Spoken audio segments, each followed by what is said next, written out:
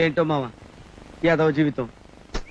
అరే అరే కుట్లో కుట్లో చెప్పు తీసుకొడతా.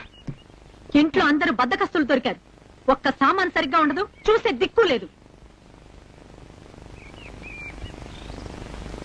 ఏంటి అటన్నిటి బయటపడేసి వస్తున్నా? తీసిపోయిన బల్బులు ఎక్కడ పారేస్తారు? ఒక్క నిమిషం మామ. నీకేమైందిరా?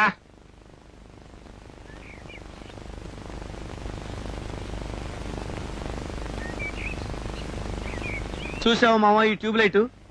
ఇది ఎలిగి కాంతినిచ్చే వరకే దీని జీవితం. మాడిపోయిందంటే ఇస్త్రీ అవతల పడేస్తారు. ముఖ్యంగా నీ జీవితం కూడా అంతే. ఏంట్రా నీ వరస చూస్తుంటే నా ఆపరేషన్ మీద ఏదో డబుల్ మీనింగ్ కొడుతున్నట్టుగా ఉన్నవే. చంప పగల కొడతా. నమస్తే సారు. ఈ దినం ఆయుధ పూజ.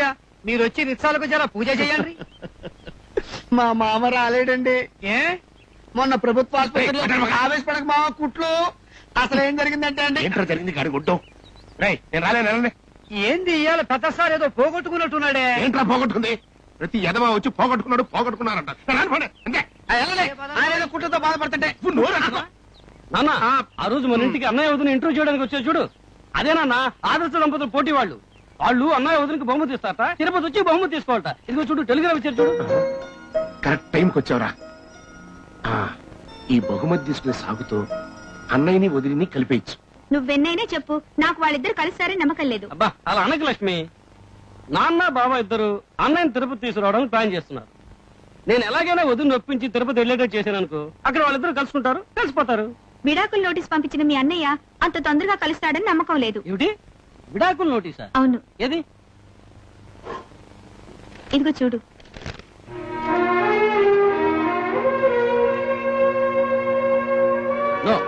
ఇది ఖచ్చితంగా మా అన్నయ్య పంపించుంటాడు. కింద మీ అన్నయ్య సంతకం చేశాడుగా. ఇదంతా మా అమ్మ ఎత్తేవో అనిపిస్తుంది. ఇంతకీ వదిన పేపర్లు చూసిందా? లేదు, ఇప్పుడే వచ్చింది. నేను తిరుపతి రావడం ఎందుకు బాబు? ఇంటర్ కాలేజ్ కాంపిటీషన్ లో నాకు ఫస్ట్ ప్రైజ్ వచ్చింది వదిన. తిరుపతిలో ఫంక్షన్ చేసి ఆ ప్రైజ్ ఎక్కడ ఇస్తా ఉన్నారు. పేరెంట్స్ తీసుకురమ్మన్నారు వదిన.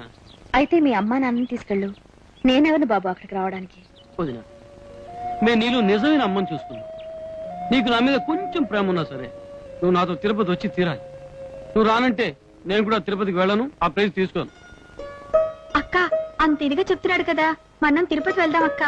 అక్క నీకు పెళ్ళైన తర్వాత వెంకటేశ్వర స్వామి దర్శనం చేసుకుందామని నాన్న చాలా సార్లు అన్నాడు. వెళ్దాం అక్క. అక్క అక్క వెళ్దాం అక్క. ప్లీజ్ వదినా. సరే. ఒరే అబ్బాయి, ఆ రోజు ఒక మగ భేతాళుడు ఆడభేతాళి వచ్చి నిన్ను ప్రశ్నల వర్షం కురిపించారు చూడు. వాళ్ళు నిన్ను మీ ఆవిడ్ని ఆదర్శ దంపతులుగా గుర్తించారట్రా. బహుమతి తీసుకోవడానికి రమ్మన్నారు. ఏం నాన్న నేను ఒంటరిగా వెళ్తే ఎగతాళిగా ఉండదు? నువ్వు ఒంటరిగా వెళ్తే కదా ఎగతాళిగా ఉండదు. ఇద్దరు కలిసి వెళ్ళండి. కలిసి వెళ్ళడమా? ఏం నన్ను అర్థం లేకుండా మాట్లాడుతున్నావు? సుగుణ రానని చెప్పిందిగా. అందిరే బాయ్, నువ్వు మాత్రం అనవు. మన కుటుంబ గౌరవం మర్యాద పోకూడదని సుగుణకు కూడా ఉందిరా. అందుకే తను వెళ్తానని నువ్వు కూడా వస్తే బాగుంటుందని నాకు కబురు చేసిందిరా. చూడు, నువ్వు ఈ బహుమతి వంక పెట్టుకుని ఆ అమ్మాయి దగ్గరికి వెళ్ళి 2 మంచి మాటలు చెప్పి అమ్మాయి తీసుకురా. లేదన్నా నేను వెళ్ళను. రే నిజం చెప్పరా, ఇది నీ మనసులోంచి వచ్చే మాటేనా?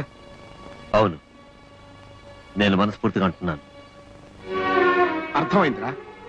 అప్పుడేదో కోపంలో తొందరపడి ఉంటావని ఇప్పటిదాకా అనుకున్నాను. కానీ నువ్వు మీ అమ్మతో కలిసి కావాలని కుట్ర పని నా కోడల్ని బయటికి గంటావని నాకు ఇప్పుడే అర్థమైంది. రే కానీరా, మీ అమ్మ వాక్య నీకు వేదవాక్య అయితే ముందు ఆ పిల్లకి విడాకులు ఇచ్చి ఇంకో పెళ్లి చేసుకో. అవునరా? నీలాంటి మూర్ఖుడికి ఆడపిల్ల దొరకంగా లేంది. సుగుణ వంటి సుగుణవతికి ఒక మంచి కుర్రాడు దొరకడం కష్టం కాదు. కానీ ఒక్క మాట గుర్తుంచుకో, ఈ జన్మలో అట్లాంటి పిల్ల నీకు దొరకదు.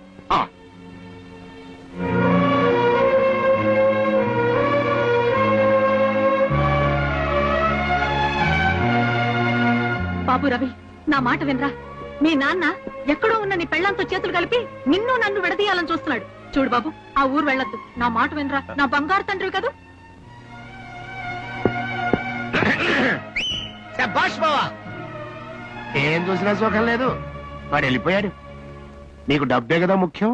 లోపల నోట్ల కట్టలున్నాయి, నగలున్నాయి. వాటిని బాగా కావిలించుకుని పడుకో. వాడు వెళ్ళిపోతే ఏంటి, మిగతా పిల్లలతో హ్యాపీగా ఉంటాను.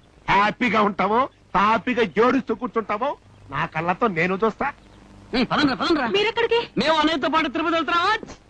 విశ్వాసం లేని వెధవల్లారా, అమ్మనే కాదని వెళ్తారా? అందుకే కొడుకుల కన్నా కూతురే నయమంటారు. కూతురా? రోజా వచ్చేసే బావగాడా. దా, come on, ఒసేయ్, follow me. నా మాట వినవే. వెళ్ళొద్దే, రోజా. వీళ్ళంతా నా పిల్లలు, నా మాటకు ఎదురు చెప్పరు, నేను గీచిన గీటు దాటరు అంటే ఇప్పుడు అర్థమైందా వాళ్ళు ఎవరి పిల్లలు?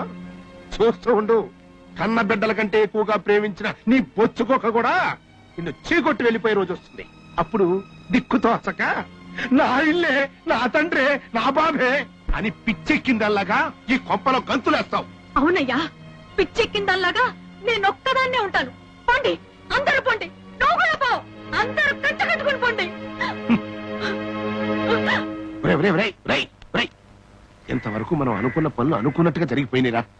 ఇప్పుడు వాళ్ళిద్దరినీ కలపాలనుకున్న ప్రయత్నం కూడా ఆ భగవంతుని దయ వల్ల జరిగిపోవాలి. అందుకని నీ వెళ్ళి అక్క సంగతులు చూసుకుంటా. ఇక్కడ మీ అత్త దెబ్బతిన్న పులిరా, ఏ క్షణంలో ఏ పథకమైనా వేయొచ్చు. దాని సంగతి నాకు బాగా తెలుసు కదా. అందుకని నువ్వు ఇక్కడుండి అత్త వేసిన పథకాలన్నీ దొంగ పిల్లిలా కనిపెట్టి నీకు జారేస్తా. అది నువ్వెక్కడికి రా. దొంగ పిల్లిని కదా, గోడ పక్క నుండి కనిపెడతా. ఓహో